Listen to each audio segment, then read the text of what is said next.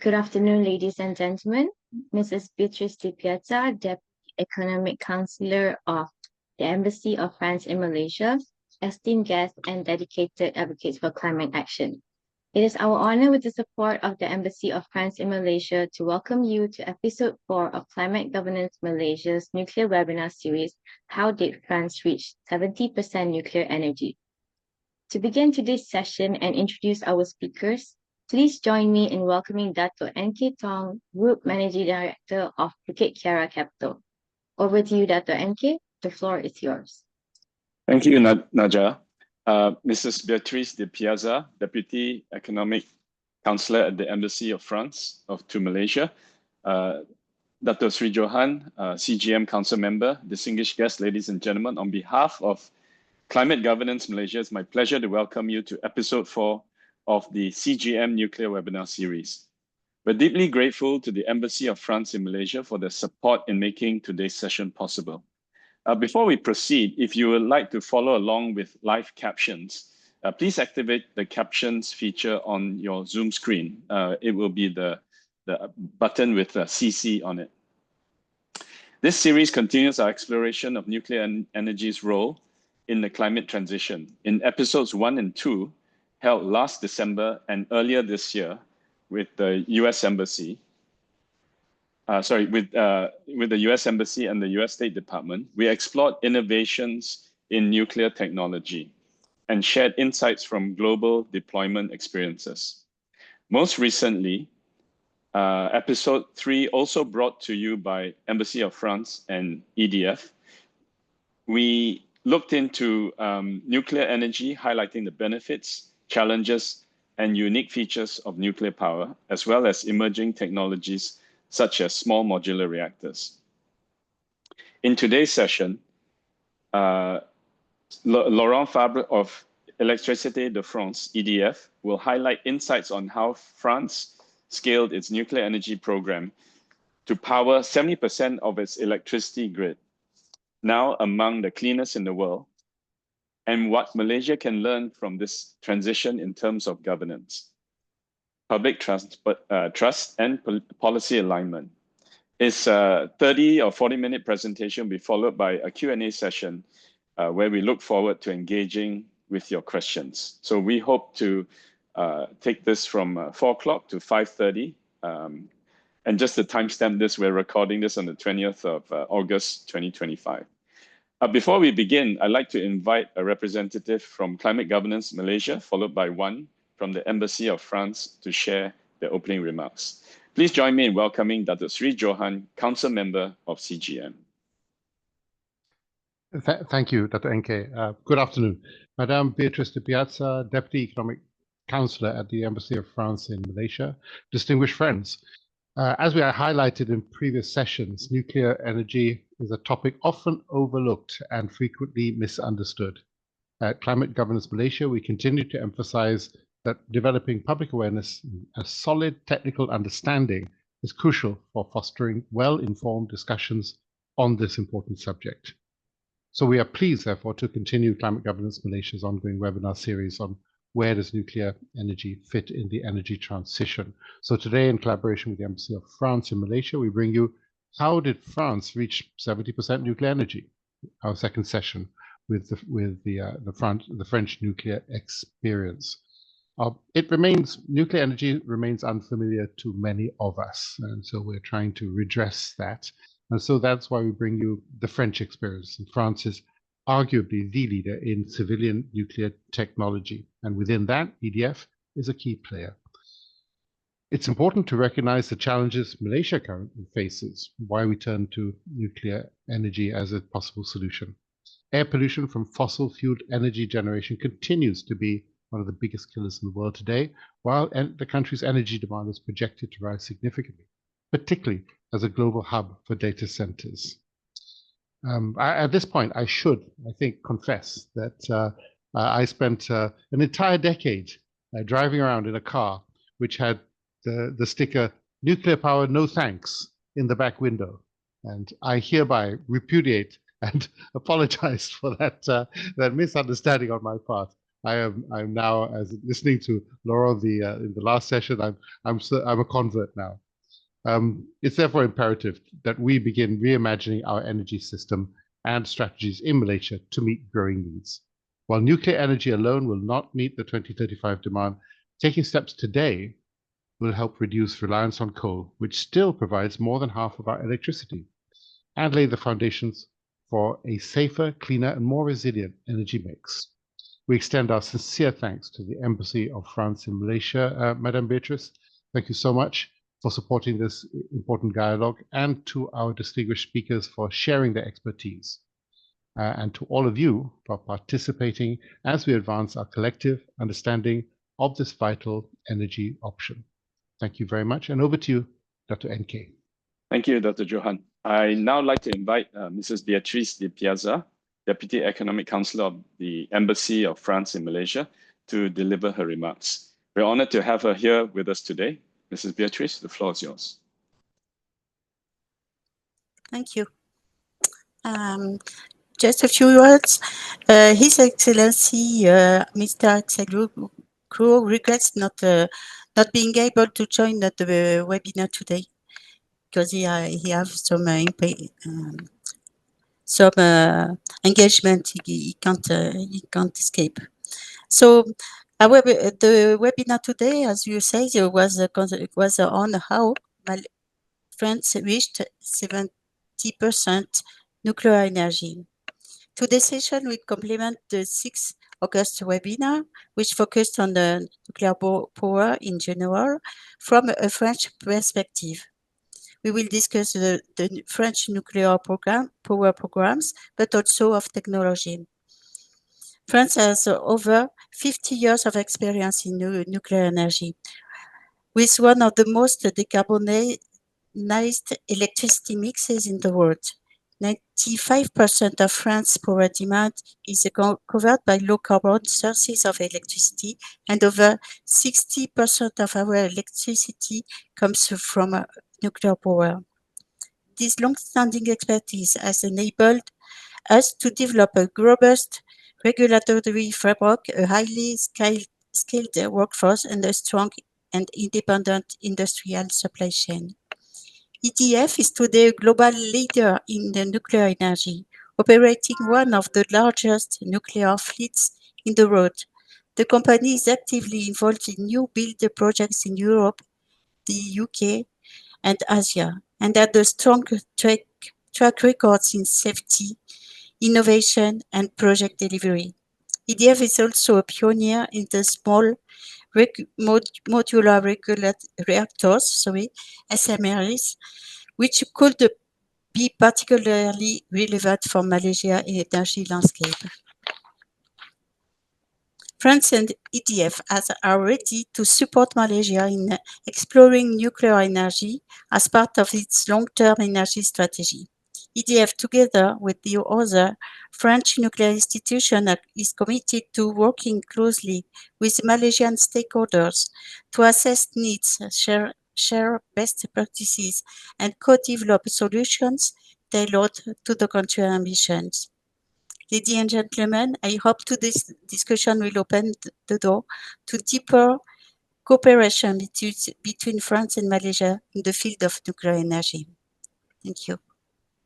Thank you very much, Mrs. Béatrice. We'll now move on to our main presentation with Laurent Fabre, who leads business development for EDF, International Nuclear Development Division, across Africa, Asia, and Canada.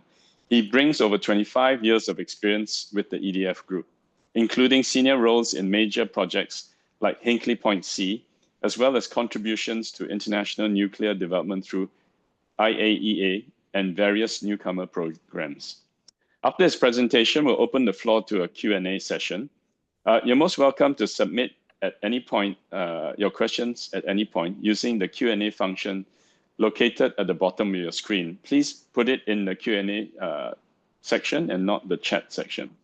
With that, Laurent, the floor is yours.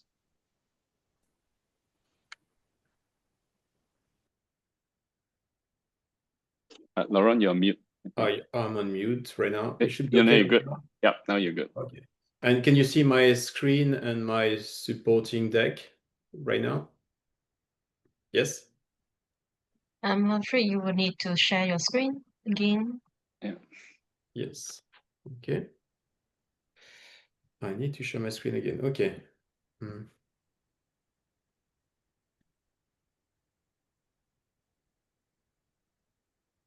Yep, we're good. So it should be okay now. Okay. Well, it's a pleasure, I mean, to be back. It was a pleasure to be amongst you like 2 weeks ago, but definitely I was looking forward, I mean, to this next episode. So last time, I mean, I talked about, I mean, nuclear in general, I mean, the benefits and the challenges of the nuclear program, and as stressed by you, I mean, I give you a glimpse of what are the new technology and talk about the SMR. But this time, I will talk about, I mean, how we deliver a program. I mean, and I will base my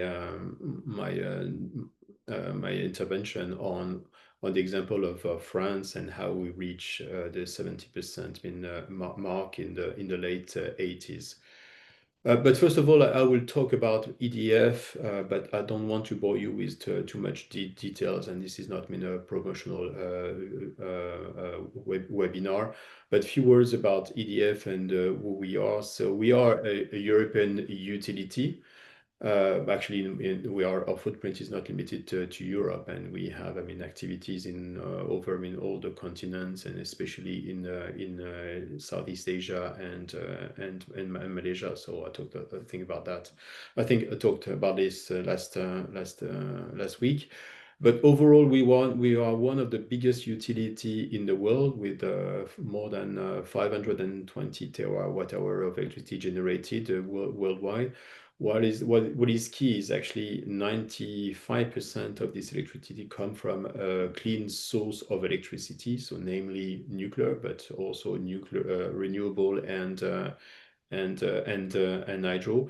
And we cover, I mean, all electricity-related activities. So it means that we are able, I mean, to generate electricity, but to transmit, to transport this electricity and to distribute it. And we sell it, I mean, to customer. We have more than 40 million, I mean, customer, I mean, worldwide. Few figures. So 93% of electricity produced by EDF in 2023 is CO2 free. It was actually more than that last year with 95%. We operate, as you will see, I mean, 66 reactors in the world, and we have more than 2,300 reactors years of experience. And you'll see this experience will be described in the forthcoming presentation.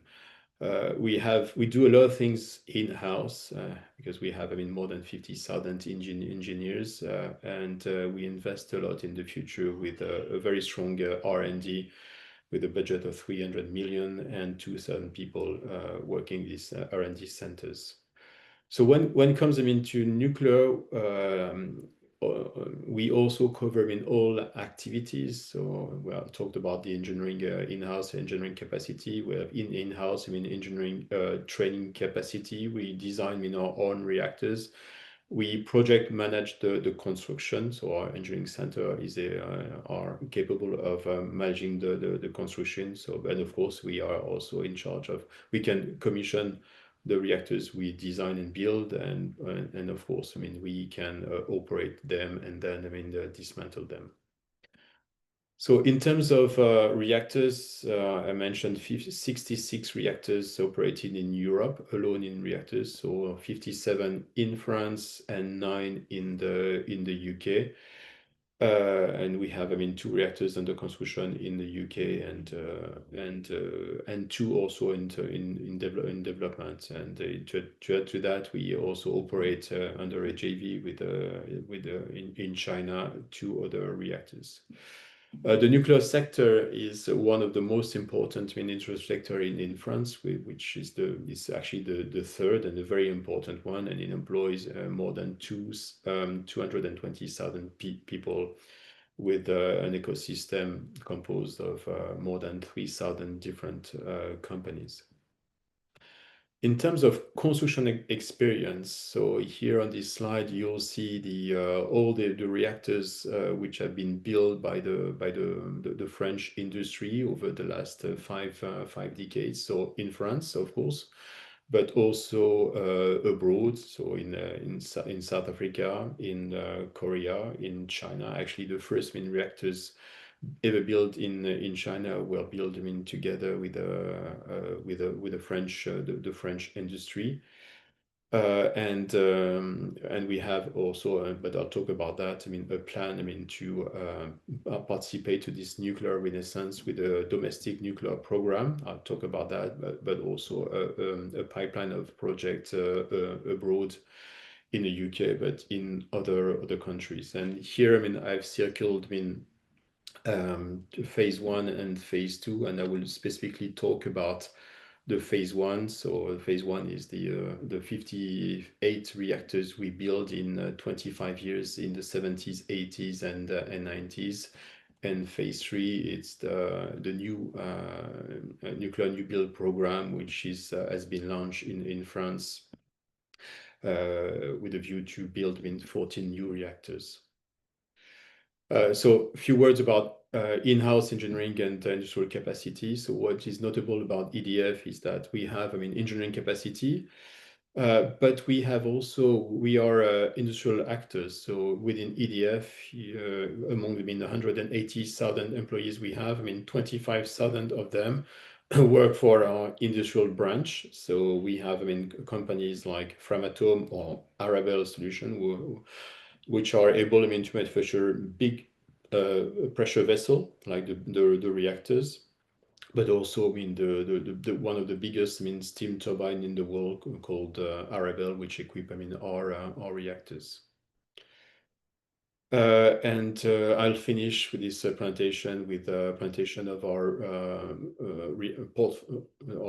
portfolio of reactors. So our flagship is the EPR, which is able to deliver more than 1,600 megawatts of electricity. Its little brother, the EPR 1200, which is totally derived from the EPR. And as mentioned last 2 weeks ago, we are developing also our own SMR called New Watt, and we're targeting a nameplate capacity of 400 megawatts. All of them are in common the fact that they are based on PWR proven technology, and they are also capable of being operated in a flexible manner.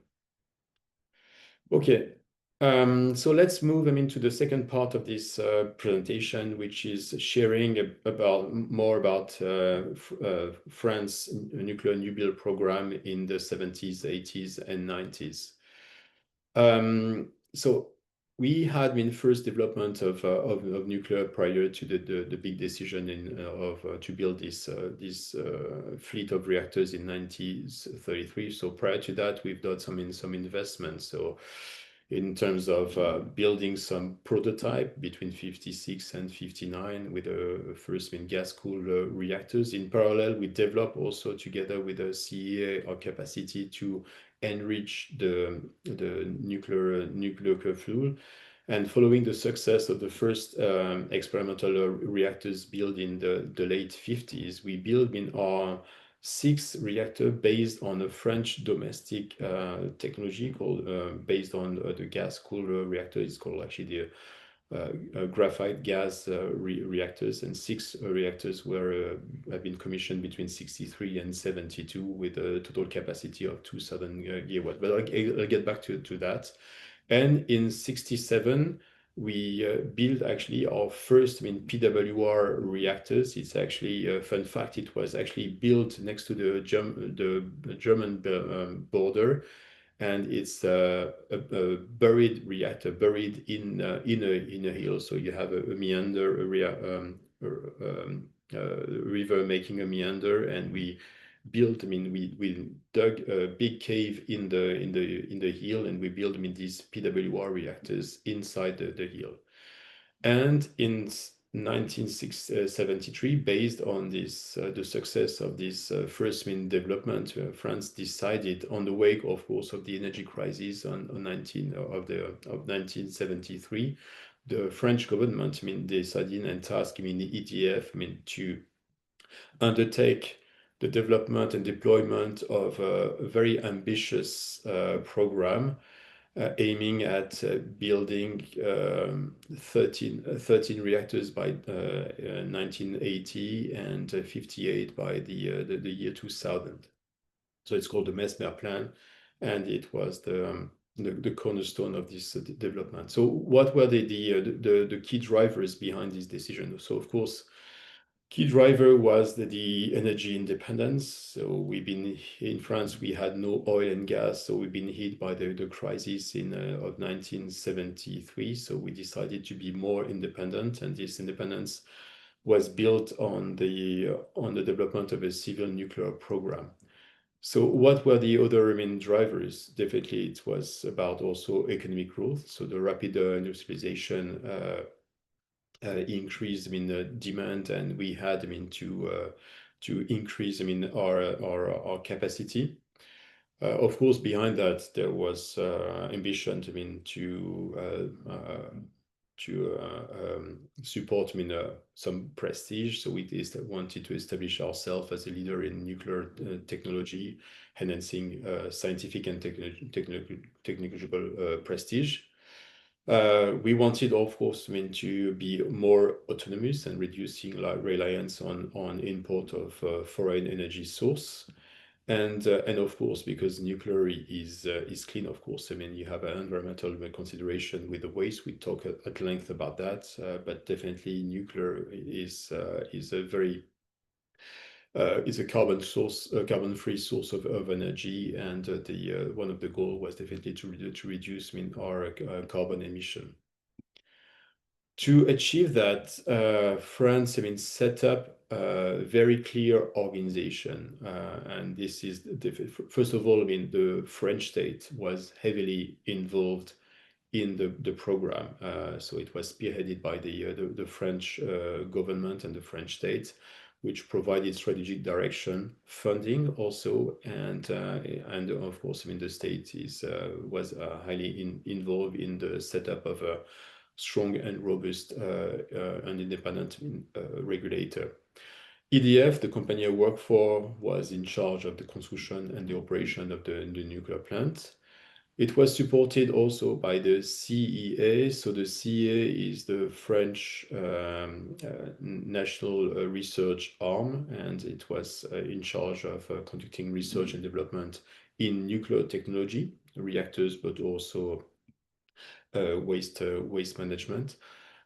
So from an industrial perspective, also we have set up a company called Framatome, which is now part of EDF. At the time, it was fully independent, but now it's part of EDF, and it was in charge of designing and manufacturing the critical reactors component, the big pressure vessel.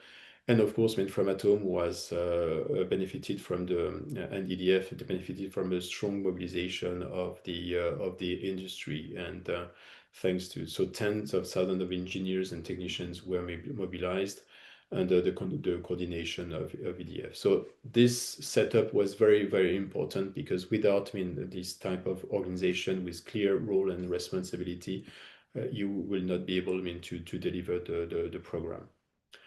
So in terms of timeline, so the plan was to rapidly expand France nuclear capacity. So as I said, aim was to build 13 reactors by 1980 and 58 by 2000. And the plan was implemented in 3 phases and was focused, and we'll talk about that because it's a key factor of success, on the standardization of the reactors. So in the 70s, it was about the initial deployment of PWR. With this focus on standardization. Then in the 90s, it was the peak of the construction period. So I think in any given year, I think France was engaged in the construction of more than 11 reactors. At the time, we were able to deliver 5 or 6 reactors at the peak per year. So 5 or 6 reactors being commissioned each year. And in the 90s, it was, I mean, the latest phase where we completed, I mean, the reactor, and the focus was more shifted to operation, fuel development of a fuel comprehensive fuel cycle, and the export of this technology.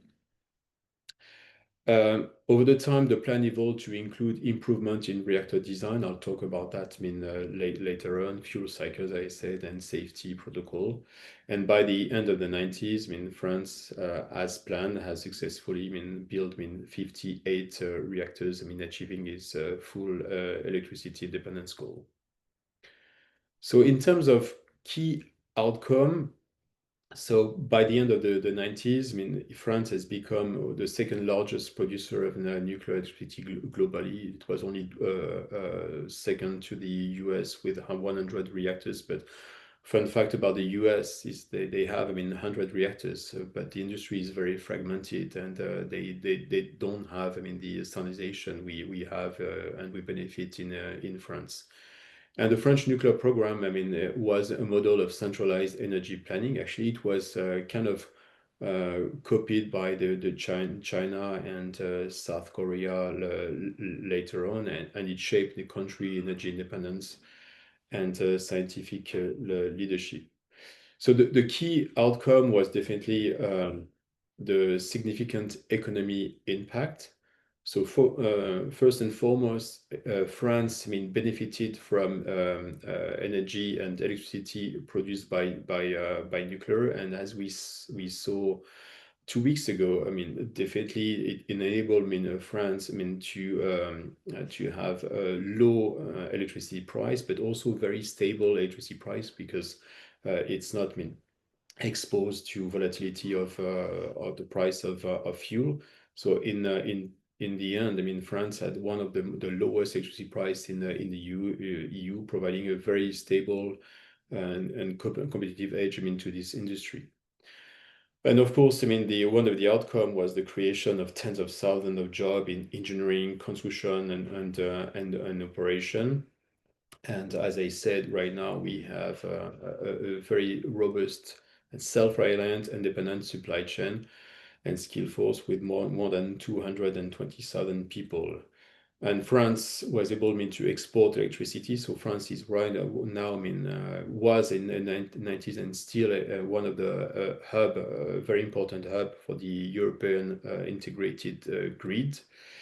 And France is now also, and France has been able also to export its technology to several countries. I mentioned South Africa, South Korea, and China. And we have, I mean, global leaders with EDF, Framatome, and Areva, so which are recognized as the global leader in the nuclear industry. So one of the legacy is also the development of very comprehensive nuclear infrastructure. So I could mention also strong academics. We have, I think, more than 1,500 graduate per year in nuclear engineering and science per year. But also we have a strong capacity for the nuclear fuel cycle. So we're able to enrich, to manufacture, I mean, our own fuel, but also to treat, reprocess, I mean, the spent fuel, and to manage the waste. We are also involved in generation 4 reactors developments like Phoenix and Super Phoenix, and we have, I mean, the waste management long-term solution.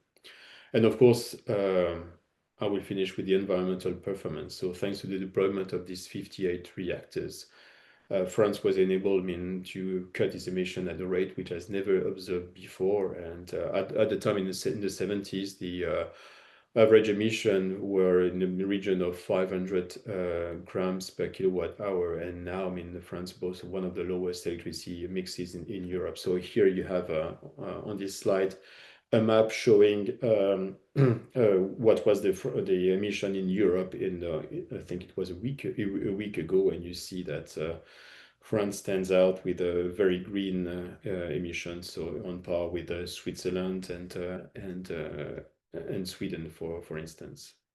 So in average, I think that the emission are in the region of 30-40 grams per kilowatt hour, sometimes even less than that, 20 or 15 grams per kilowatt hour. Okay, so very important for you and Malaysia is what are the ingredients for a recipe for success? And actually, what I'm saying here is quite kind of universal, and it was France. I mean, program was a model for other countries.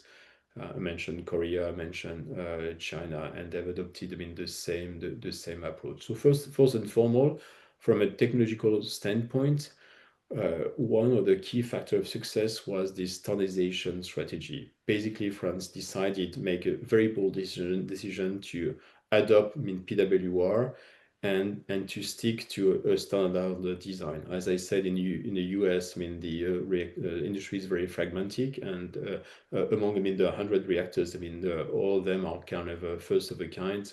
You may have similarities, but in France, we have, I mean, developed, I mean, a fleet approach using the same type of reactors across multiple sites. So it allowed lower construction cost, faster, I mean, delivery, easier training, and streamlined, I mean, safety protocol.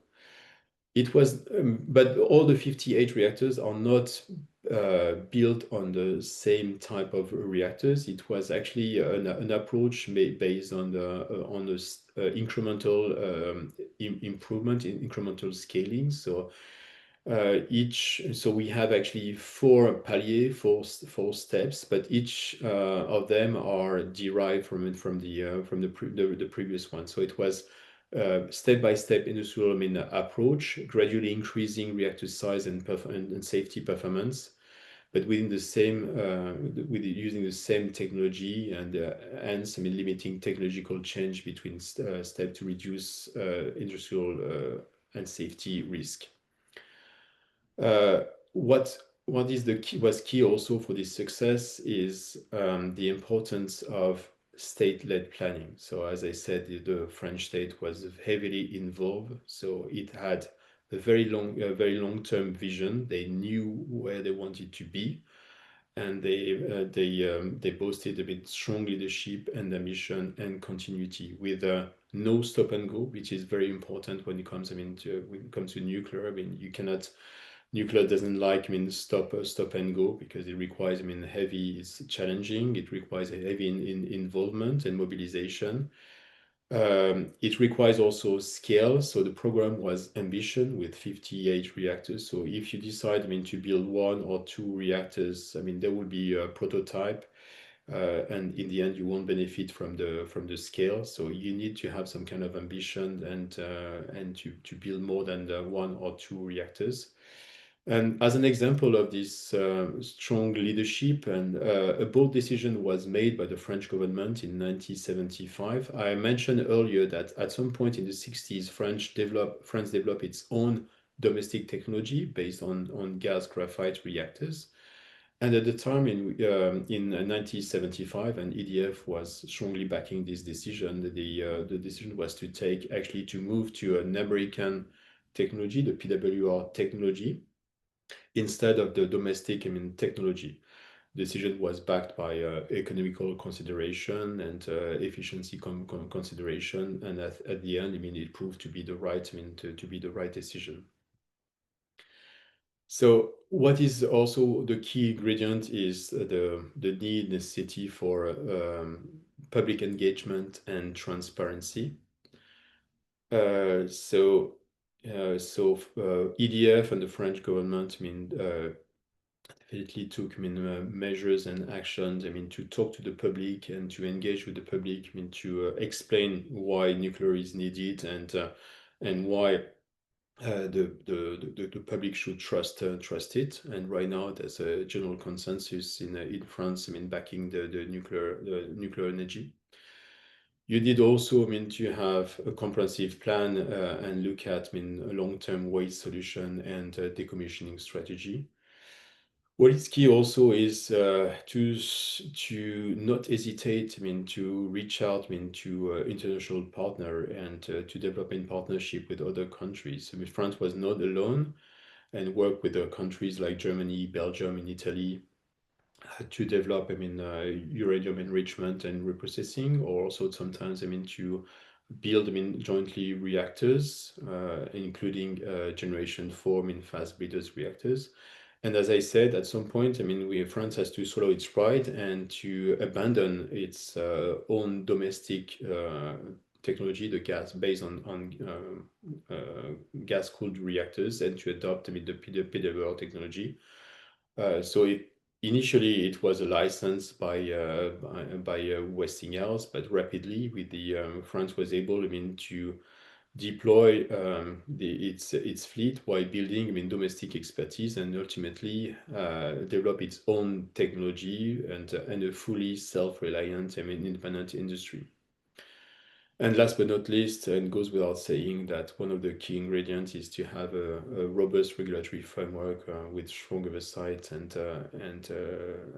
which is duly empowered, I mean, to ensure safety and reliability of the plant.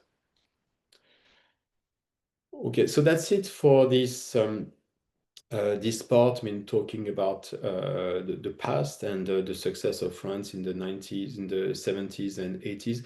Maybe one question, NK, and how long do we have, I mean, for this last part? I think we have we can go for another 10 or 15 minutes. Yeah. Okay, that should be enough. Yeah.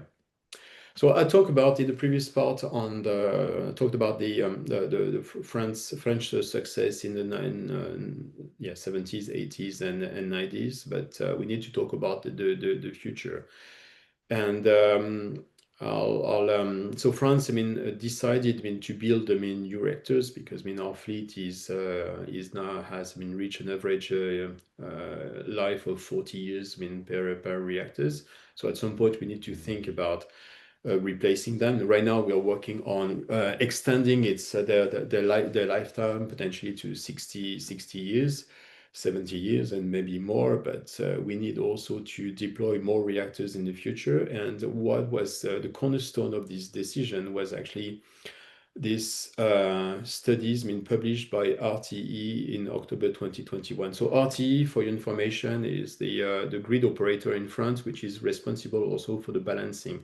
So they have an overall, is an affiliate of EDF, but fully, I mean, regulated and independent. And they have, I mean, the overall, they have, in the big picture, I mean, they have the helicopter view. They know, I mean, they are in charge of balancing the supply and the demand. So they have a very good understanding of the needs and the future needs. And they've been tasked by the French government to work during 2 years to mobilize a lot of experts, I mean, coming from from the industry, from EDF, I mean, sometimes also, and to spend 2 years, I mean, to develop, I mean, a plan to decarbonize, I mean, the energy mix in France. So they look at demand and prediction of demand, but also, I mean, on the different scenarios, I mean, to meet this demand. So for 2 years, 200 experts have been mobilized. I mean, take into account, I mean, the 4 dimensions: technical dimension, economic dimension, environmental, and societal, I mean, dimension. They look at 6 different scenarios and compare them against each other, and came back, I mean, 2 years later in October 2021 with a fully comprehensive report. So, and I will just disclose over, I mean, the next 10 minutes, I mean, the key findings of this report, which, I mean, definitely was very instrumental in and to support a no regret decision by the French state, I mean, later on. And what I want to say also is that this report will be updated in a year time. So right now, RTE, so the grid operator, is working on tuning the number and on adjusting and updating, I mean, this study, and will be made available in a year time, because the time change, I mean, assumption change, and so on. But the good thing about this report is that it provides it's comprehensive, and everything is transparent. So actually, for your information, this report is fully public. It has more than 500 pages, but there is an executive summary of 60 pages, which is available in English. So first of all, the RTE looked at demand, and the plan by 2050 is definitely to massify in the usage of electricity. to decrease, I mean, the carbon footprint of France by 2050. So the plan is actually, it looks, it's kind of strange, but actually the plan is to decrease the energy demand from 1600. So I'm not talking about electricity right now, I'm talking about energy. So energy demand right now stands at 1600 terawatt hour in France, and electricity represents 25% of over 25% of the demand. And in 2050, actually, the demand will decrease. Why? It's because actually it will be made available because we want to electrify, I mean, the source of energy. And because electricity is, as you know, very efficient. It's more efficient than oil and gas. So, for instance, an electric car, I mean, use, I mean, 5 times less energy than petrol, I mean, an internal combustion engine car. Heat pump also, I mean, uses less energy than burner and boilers. So one of the key aspect is definitely to increase electricity generation by 2050, and then it will in turn, I mean, enable, I mean, the decrease of the total energy consumption, and you see that in every country in Europe. So the share of electricity will jump from 25%, I mean, to 55% in the 2050, I mean, to enable, I mean, this low carbon energy mix. And the plan is not to be reliant on fossil fuel in the future. But when it comes, I mean, to a scenario to meet this increase of the energy consumption, RTE looked at, I mean, 6 different scenarios.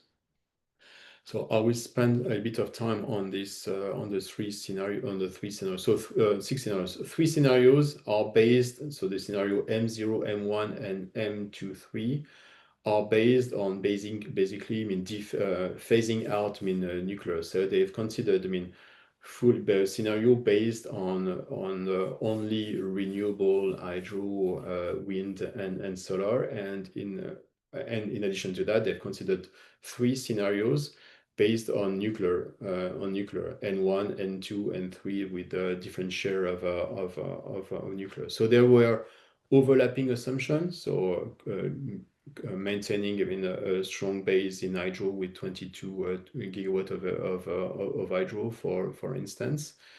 And then they have in the different scenarios, they are varied. I mean, the share of solar, the share of onshore wind, offshore wind. They have considered different scenario for the existing nuclear fleets. So of course, as I said, I mean, the existing nuclear fleet is aging, so there's plan, I mean, to close, I mean, some of them. So the 3 nuclear scenarios have maintained a high level of existing fleet by 2050, and amongst, I mean, the what I call the renewable scenario, M0, M1, M2, 3, only one kept a small. No, 2 kept, I mean, a small portion of the existing fleet, but they do not consider any new nuclear in the landscape. So it's you will have, I mean, the details, but bear in mind, so 6 scenarios, 3 were based on renewable and 3 based on nuclear, and then RTE, I mean, compare, I mean, each scenario against, I mean, the different dimension and factors. And the key findings is that definitely, irrespective of the scenario, whether it's a renewable or nuclear, even with nuclear, we'll need, I mean, to develop, I mean, a renewable, so wind and solar. But the issue and the challenge is that each scenario will require a deployment of renewable at a pace we have not seen in France. So it raises question in terms of acceptability by the public and so on, and definitely it would be an industrial challenge. But key findings in a nutshell is that we need, I mean, to develop, I mean, renewable. Even if there are scenarios which are called, I mean, nuclear scenario, they will need I mean, the deployment of a renewable at a very high pace, which is challenging. The key finding is that a scenario, I mean, mixing renewable and nuclear are more resilient than the scenarios on considering only renewable. First of all, it's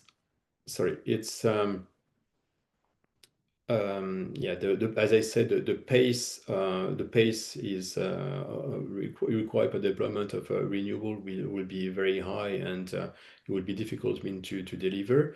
But on top of that, I mean, the renewable scenario will require, I mean, high investment in the development of grid, whether they are transmission grid or distribution grid. And here you have, I mean, the comparison of the six scenarios, and it becomes clear that the nuclear, I mean, scenarios won't need, I mean, that much, I mean, development of investment in the development of efficient transmission and distribution grids.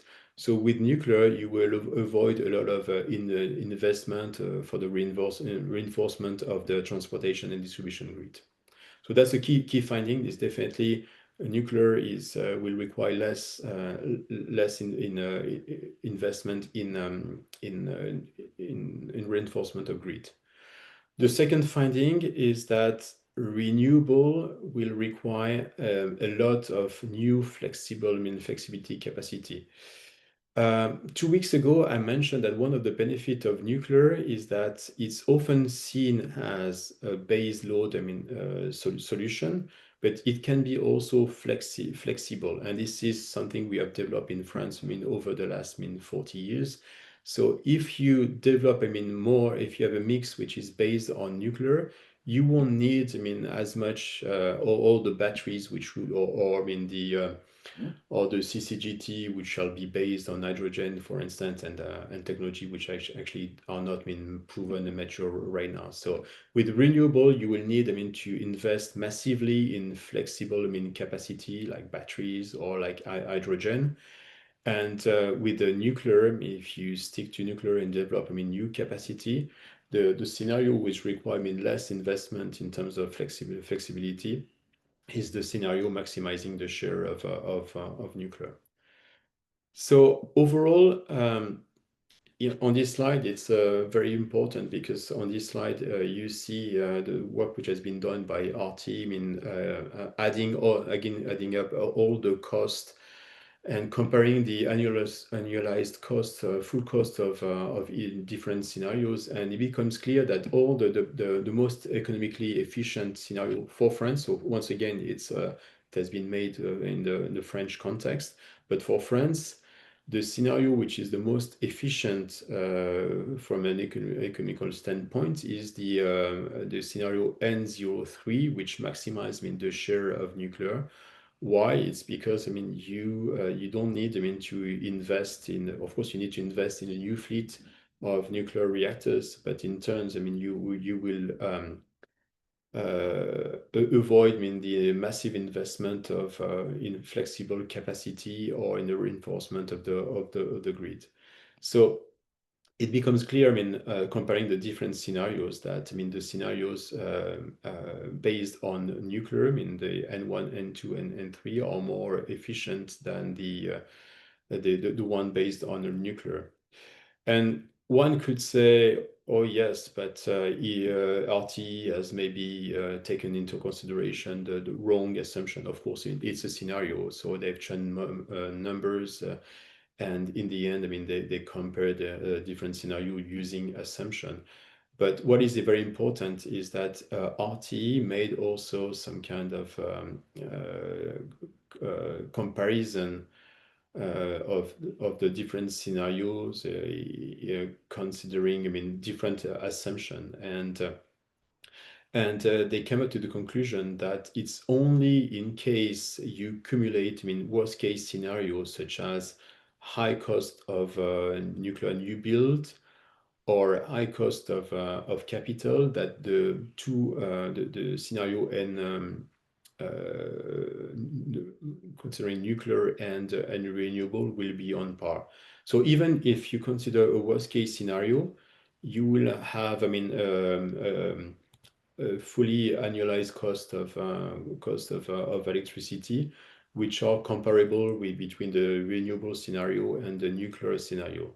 So in the end, I mean, it supported a no regret decision. From if you read, I mean, the report, I mean, basically the natural, I mean, conclusion of this report is, okay, let's build, I mean, a new nuclear and give up the idea of 100% I mean, renewable, because the scenario mixing renewable and new nuclear is the best one for France.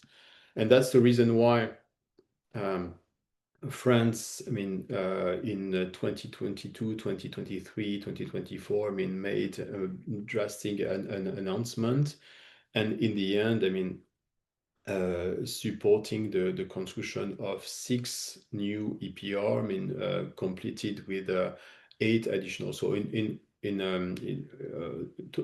total, I mean, France is considering right now, and have started, I mean, working on the construction of 14 new reactors in France, and have started, I mean, the public debate in locally, regionally, and nationally.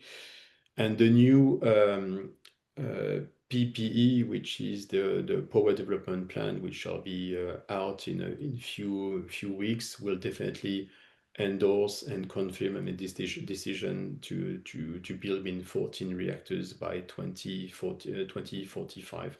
So here you have a snapshot of the Gravelines power station, which is in the north of France. On the right hand side, you have the existing 6 reactors, and here you can see the two new reactors, which will be commissioned by 2037, I think, for this one. And that's it for my presentation. Right, thank you very much, Laurent. A lot of information there to absorb.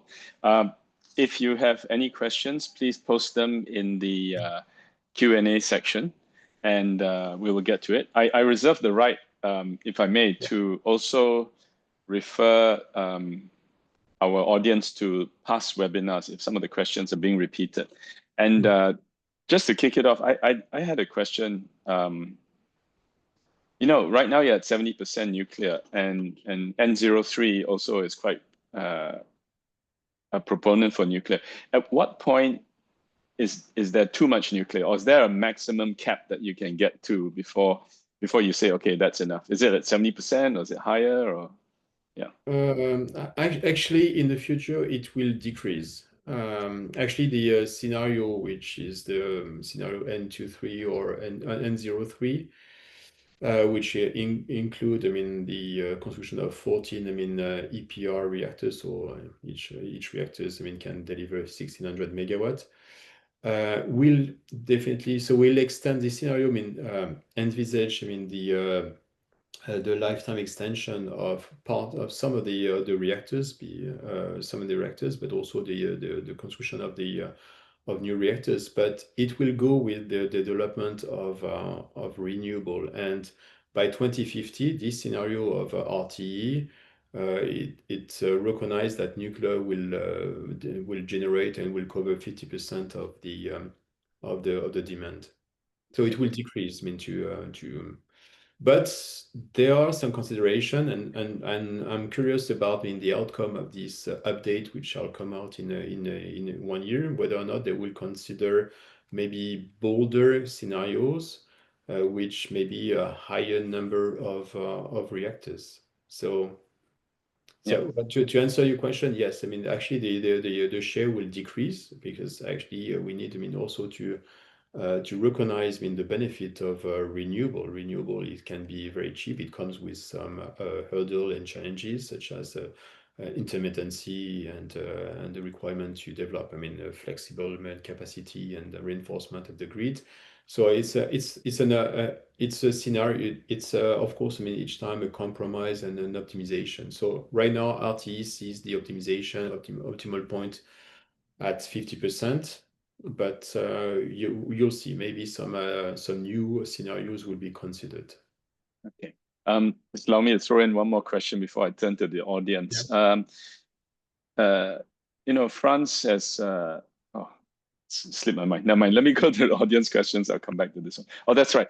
Nuclear energy is a long gestation investment, and 40, 50. Now they're maybe even going to 80 years.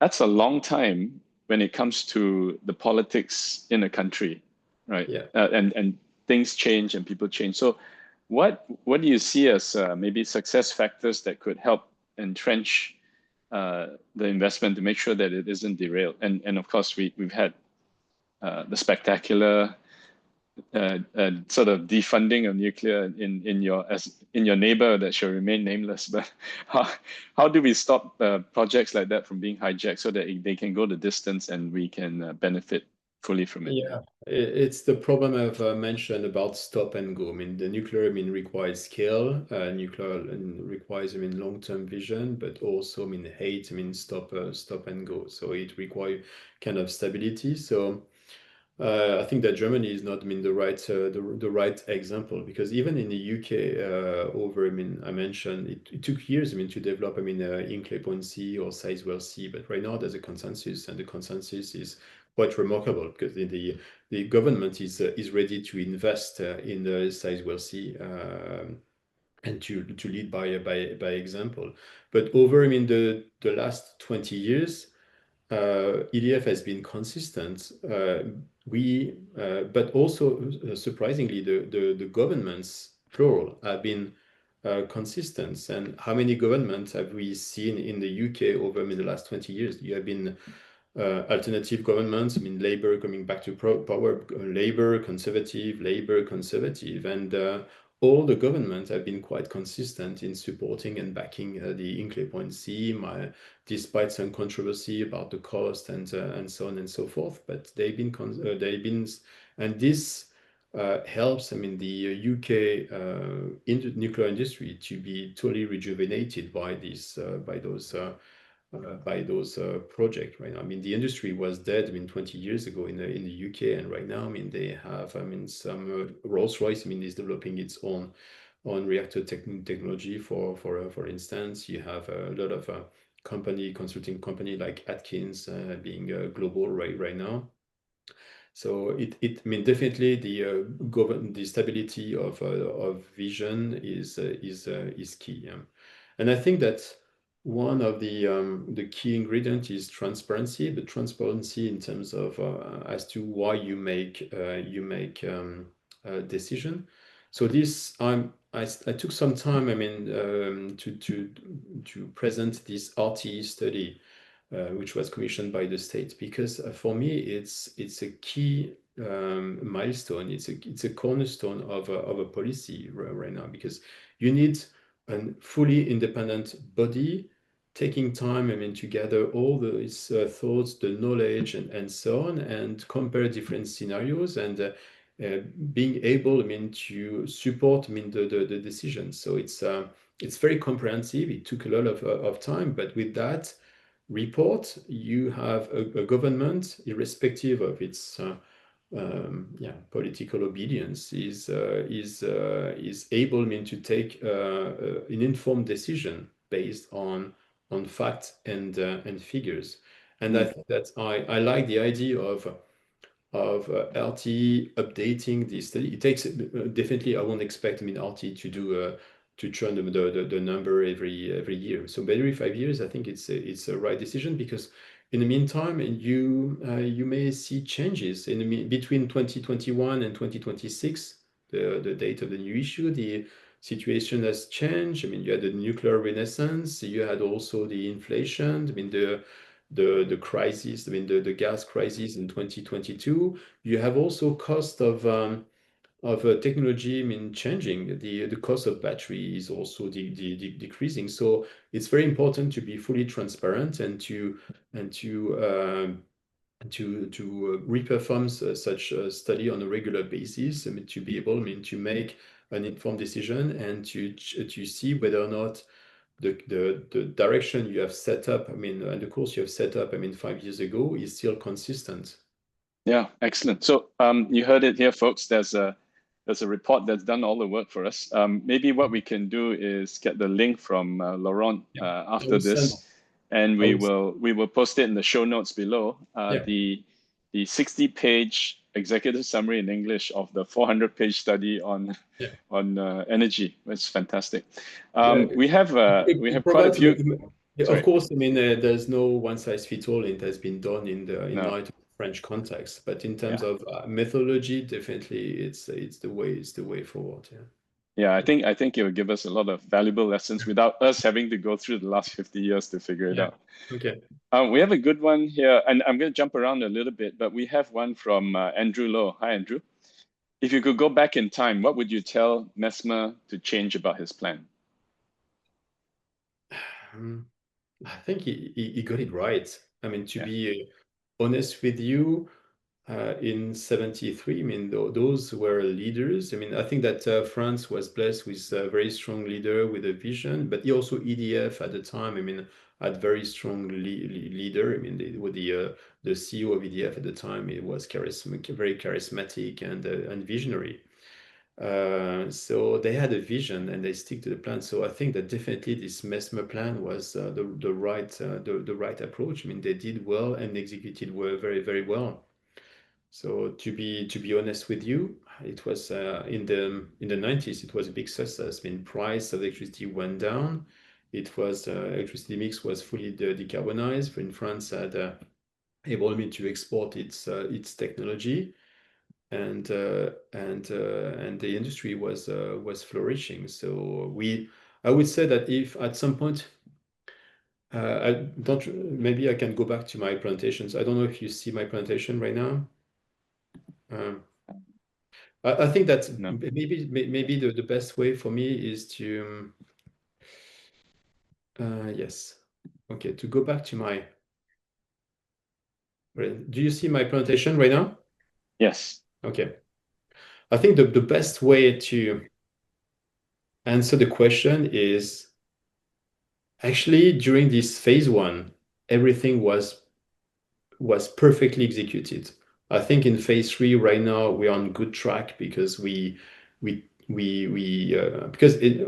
actually in France there was been a phase 2 where we forgot about the lesson learned and the success from phase 1, and right now in phase 2 basically we stop. Of course, I mean the market was maybe saturated and there were growing concern. I mean. About environment, waste, and so on. So I think that at the time in phase 2, we didn't need to build new reactors, and we've lost these skills and knowledge. And right now in phase 3, and we faced definitely difficulties and hurdles. You may know that Flamanville 3, which is the first EPR ever built in the world, took a lot of time. I mean, there were cost overrun and delays, and actually during this period, I mean, we forgot about the lessons learned and success of our father and grandfather, and we did everything wrong. I would say, like the French state didn't have this type of vision. I mean, at some points there were. Nuclear was like the hostage of some political compromise, and France, I mean, wanted actually some political party, which were the minority, like the Green Party, wanted to phase out nuclear, and they destroyed, I mean, our industry, and this is the reason why, I mean, we had difficulties at Flamanville, at Okilo 2, and so on. But right now, I mean, France over the last years have always built, I mean, reactors, and we learn again, I mean, the key success, the key factors of success, and I think that right now we're ready, I mean, for the phase 3 and the deployment of the nuclear and nuclear. So definitely to answer the question, I think phase 1 it was perfectly executed. I think it was a model for centralized planning and execution, and everything was perfect, I would say. But in phase 3, definitely we lack this vision and this long-term vision. I think that right now, I mean, we in the world, I mean, especially in the West, I mean, we lack, I mean, this long-term planning that China has. Yeah, that's interesting. the idea of centralized planning comes up, and earlier you said the US maybe takes a little bit more of a dispersed approach. Just wanted to tie it in with this question from Faisal. Collective standardization and scale seems to be the key success factor. How realistic is it to achieve both in the ASEAN context, especially in the light that each country wants to localize expertise as much as possible? Yeah, you need scale. I mean, definitely, if you decide, I mean, to build, I mean, 1 or 2 reactors, it won't be enough, because it takes, I mean, it's promising, but it's challenging, because you need, I mean, to develop, I mean, the supply chain, I mean, academic training, independent, I mean, regulatory bodies. So if you want, I mean, to build 1 or 2 reactors, I mean, definitely this is a recipe for disaster. The first, I mean, reactors will be very expensive, and you won't be able, I mean, to capitalize on the lessons learned from the construction of the first or 2 reactors. So you need some kind of ambition and scale. Okay. And of course, I mean, it can be achieved by a regional cooperation. That's why, I mean, I've stressed that one of the recipe for success was the cooperation, international cooperation and reach out. I mean, that France decided in the 70s. Sometimes you have to swallow your pride and to take, I mean, drastic decision, and to build and to deploy with others. So yeah, France, I mean, had built, I mean, some reactors with Germany at the time, with Switzerland, with Belgium, and so on. And at some point, I mean, you need to take the skills where it is. So definitely, I would encourage, I mean, regional cooperation. And yeah. Okay. And there are a couple of questions here on waste. I don't think we want to take too much time, because we've dealt with it in previous episodes, but I'll just, maybe you could just say a little bit about the safety of the storage and the amount of space, or the handling, etc. Yeah, just briefly. Thank you. Okay. Actually, I mean, do you see my screen right now? Not yet. Not yet, but do you see my screen now? Nope. No? Okay. Yeah. Need to be back to, because I've okay. Now Okay, there we go. Yeah. Yeah, there we go. Okay. Yeah, because I prepared, I mean, some backup slide to answer some of the questions which were raised last two weeks ago. So in terms of nuclear cycle, well, no, maybe I won't talk about that, but this, I mean, definitely shows that with a reprocessing plant, I mean, it enables, I mean, this is the example of France. Basically, each year we import, sorry, yeah, 8,000 tons of uranium, but we're able, I mean, to reprocess, and this is the amount of hazardous waste we produce each year. It's 300, I mean, cubic meters. So I'm talking about the very dangerous, I mean, waste here. But each year, France basically produce, I mean, 300, I mean, cubic meter of hazardous waste. If we didn't have, I mean, the recycling, the reprocessing, will be producing 5 times. So in a nutshell, it's not a lot. It's even if we didn't have, I mean, the reprocessing plant, it's only, we need to deal with only 1,600, I mean, cubic meter, but actually with this reprocessing, definitely we need to import, I mean, less yellow cake, less uranium, but we will generate only 300, I mean, cubic meter of dangerous waste. So that's one of the benefits. But when it comes to nuclear waste, this is the categorization of, so here on the right-hand side in green, you see this dangerous waste, which need to be sent to what we call a deep geological disposal. So it's buried, I mean, 500 meters below surface. And here on this matrix, you have the categorization of waste. So waste are categorized by the level of activities, basically the level of activity, and how long, I mean, they will be hazardous. I mean, it's called, I mean, the period, or the half-life. So this is the the matrix we use, I mean, currently in France, but in other countries to categorize, I mean, the waste. And here on this slide, I mean, you have the volumes of each category of waste and their radioactivity level. So in terms of volumes, the majority or the bulk of the waste are those the one in light blue or in dark blue. And the most, I mean, radioactive waste are actually the one you need to concentrate your effort on, or the one which need to be sent to this deep geological repository, or the one in green. So in France, we have a solution for all of them. So I'll set aside the orange one. The orange one is the waste being produced by these old, I mean, reactors we had in the 60s. But we have a solution for the majority of the which is implemented. There's a solution for this one, but it's not implemented. Right. But Thank you. yeah. So the blue one, two times of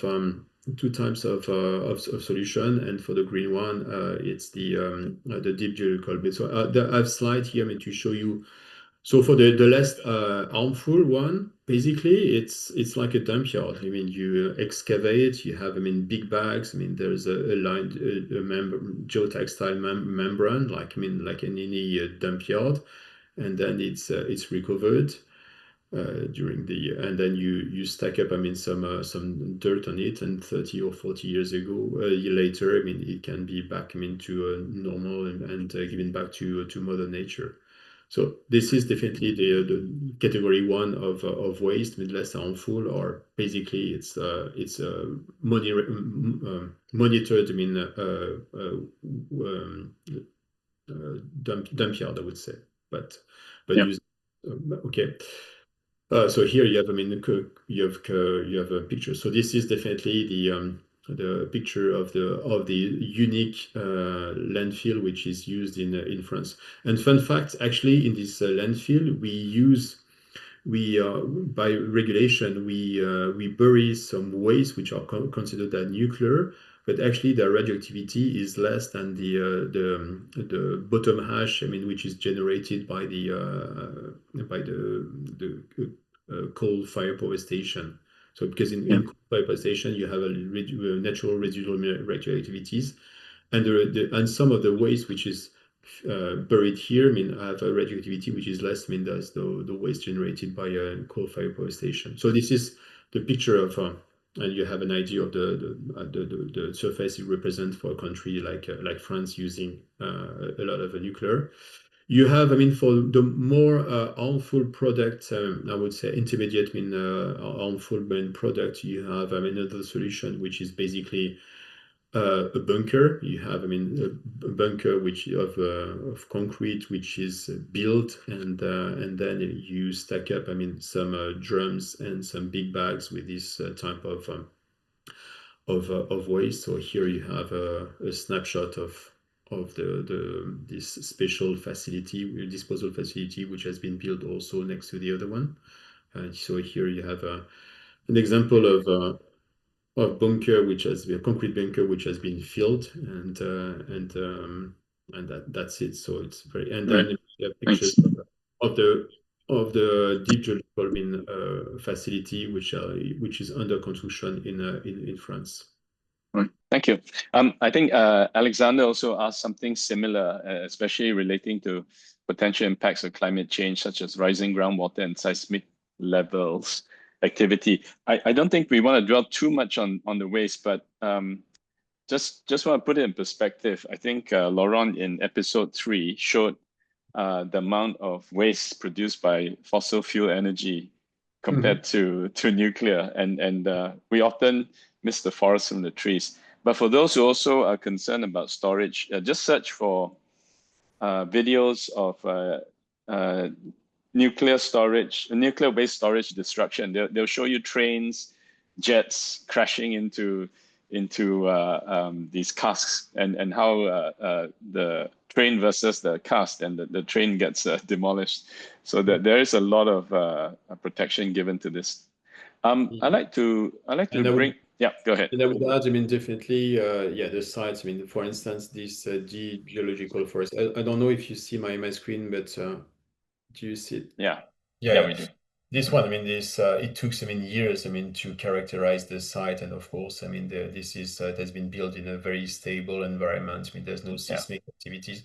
It's the same that when you build, I mean, a reactor. So a reactor needs to be built in an environment where you don't have a seismic reaction, seismic activities. Yeah. Right, thank you. And we have about 10 more minutes, so I just want to cover a couple of other questions. What is France's licensing regime for nuclear power plants, and how can it help France reduce the red tape and lower the gestation period from development to planning to first pour to operations? Yeah, it's a good question. So definitely, I mean, regulation is necessary. You need, I mean, to have a strong regulator, independent regulators. So definitely, you need to be robust, and you need also to fund, I mean, a very strong, capable, independent regulator. So this is definitely necessary to have a strong regulator, and for any operator, it's very important to have a regulator with whom you can dialogue. But of course, it takes some times, and I think that definitely there was more and more red tape in the last. I mean, this is maybe also lessons learned from the past. The regulator was efficient in the 70s and 80s, and but now, I mean, you have a lot of red tape, as you know. I mean, like for instance, the good one is the one in the UK, for instance. You need to avoid what happened in the UK. I mean, for Hinkley Point, for instance. So we have the design at Flamanville, which is good enough for the French regulator, which was deemed good enough, I mean, for the Chinese regulator, which was deemed good enough by the Finnish regulator. But in the UK, I mean, the regulator was, sorry, this video is recorded, but kind of overzealous as well. And it imposes, I mean, 7,000 changes to EDF, to the design existing at Flamanville, which was good enough, I mean, for the French regulator. And those in turns, I mean, explain why, I mean, we had been cost overrun and delays, because we had, I mean, to manage the changes, and nuclear doesn't like the changes. Yeah, standardization is key, but definitely Flamanville, there's a lot of differences between Flamanville and Hinkley Point. I mean, the drawings, I mean, all the buildings have to be redesigned, and designing buildings, I mean, is very tedious, I mean, in nuclear industry. So it's very important to have standardization of approach and streamline approach. So this is what we've done in France, for instance. Well, I have another presentation about, I mean, what has been done in France, but part of the work which has been done by the French ecosystem in working on the lessons learned from past failure, for instance, is definitely to streamline, I mean, the process and accelerate the permitting and consenting. Okay, great. Yeah. This one's an interesting question from Ashraf Yusuf. Just to confirm, is the cost of waste handling covered in the LCOE published? Yes. Yeah, definitely. For the waste management and decommissioning, this is very easy to fund, because you can start, I mean, generating electricity, and then generating revenue. And from day one, you just, I mean, set aside 5-10% of your revenue to fund the decommissioning and the waste management. But yeah, the safe approach and a robust approach is definitely to have the cost of decommissioning and waste management covered by your revenue. Okay, and we have a question here from Masli No. I think he's asking, is there any nuclear power generation in France by the private sector, or you know, thinking from a Malaysian perspective, is it all government, or do you have private-public partnerships? There is public-private partnership in terms of for the funding. I mean, the French, I mean, states, I mean, need to secure, I mean, the investment, and to provide, I mean, the right, I mean, financial framework. But it will require, I mean, definitely it can be a nuclear power plant cannot be a merchant plant. I mean, there are, I mean, countries, I mean, considering merchant plant, and this is the reason why in the US, I mean, they have difficulties, I mean, to develop, I mean, new capacity, because you cannot, I mean, rest on the market, I mean, to invest on nuclear. My view is that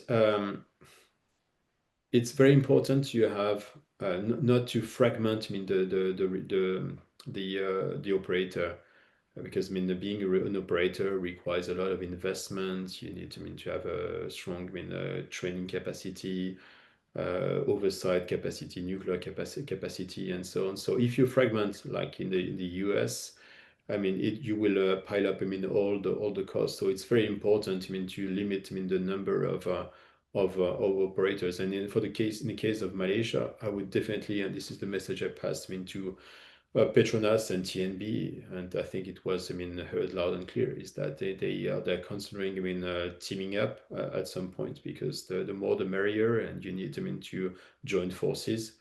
TNB has some skills, I mean, Petronas has some skills, and definitely teaming up would be definitely the right approach. So having a fragmented approach, I'm quite having multiple operator will be kind of could be kind of costly in the end. Yeah.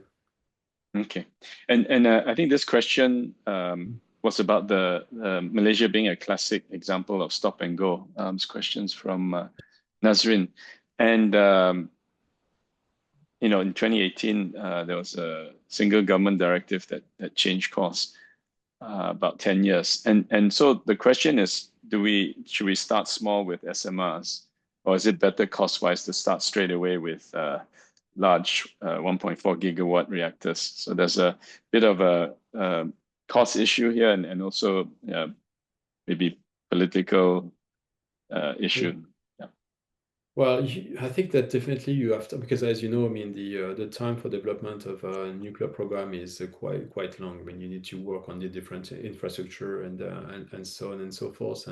But you have time, I mean, to think, to develop, I mean, a plan, to look at, I mean, different scenarios. And definitely I would encourage, I mean, to Malaysia to develop, I mean, like the RT study, something comparing, I mean, different scenarios from a different dimension, economical, technological, industrial, I mean, standpoint, and to compare them. Yeah, and you have time for that. I mean, it would take years, but you don't expect a decision or an investment decision to be taken in the forthcoming months. I mean, it will take in Malaysia 3 or 4 years. I mean, to build its skills and knowledge, and to understand what it takes, and to, why not, I mean, consider different scenarios. One could be development of large-scale reactors. Or the second could be development of SMR, the combination of both, and then you'll need to compare it. And the thing is, SMR, as I said, is a nice promise on paper, but they do not exist. And but the good thing is, in 2, 3, or 4 years' time, I mean, you will have a better understanding of what can be feasible and what can be technically and economically viable, because you have other countries trying and testing right now and building reactors, and in the end, I mean, you will be able to take an informed decision based on the experience of others. Yeah. So right now, it would be too premature to take a decision, but in 3, 4 years' time, I mean, you will have even more information about what is the best, I mean, solution for Malaysia. And once again, French experience or French example is not, there's no one size fits all. I mean, it's nice. It's good for France. So let me, if you don't mind, put you on the spot here as EDF. Let's say you had a magic wand. We had the budget, and we said go. How long would it take you to put a plant in Malaysia, and what would it be? Would it be a fleet? Would it be just 1 or 2? I think it would be a fleet. I mean, definitely you need scale, and my personal view is that large I mean, given the size of Malaysia and the need for energy, there's enough space for large reactors. I mean, I'm saying that right now with a vision of in 2025, where you have, proven technology is large reactors. But there's, I think, even because Malaysia is a quite population is quite dense in Malaysia, so it's better to have instead of a fragmented approach with SMR here and there, and it's better to have like one big reactors or hub of reactors in four or five location. Makes sense. Yeah. So if let's say let's role play, if I were the Malaysian government and I came to you as EDF and said, okay, we want 4 gigawatts in four reactors. How long would it take, regulatory and construction, and then going live, just for the benefit of our audience? No, I would say it's between 12 and 15. It won't happen before 12 or 15 years. It's a long time. 12 to 15 years. Yeah. Because you will need to build your regulation, your supply chain, your academics as well, and it won't happen overnight. And ultimately, also it depends on whether or not you want to build that fully self-reliant, autonomous in industry. So of course, one of the solution is to call upon a foreign government, foreign country, and say, okay, build me a reactors. But in the end, you will have a foreign territory in Malaysia. A foreign enclave in Malaysia. Is it what you want? So for instance, there's the only case I know is of BOT, so is build, own, and operate and transfer in nuclear, is the Akuyu power plant in Turkey, and I know that the Turkish government doesn't want to reproduce it in the future, because what they have is a Russian enclave in Turkey. Russian enclave meaning that they have missile protecting it's a Russian enclave, so they have their protection, and they have a missile protecting the plant from airplane crash, for instance. So do you want this? I doubt it. So definitely, and similarly as well, if you ask a foreign government to build a plant in your territory, basically it will be at that condition. It will be according to their regulation, to their regulatory. There will be also according to their rule in terms of supply chain. So it could be a foreign government, a foreign entity building its supply chain, and at the end, you won't have the benefit for Malaysia.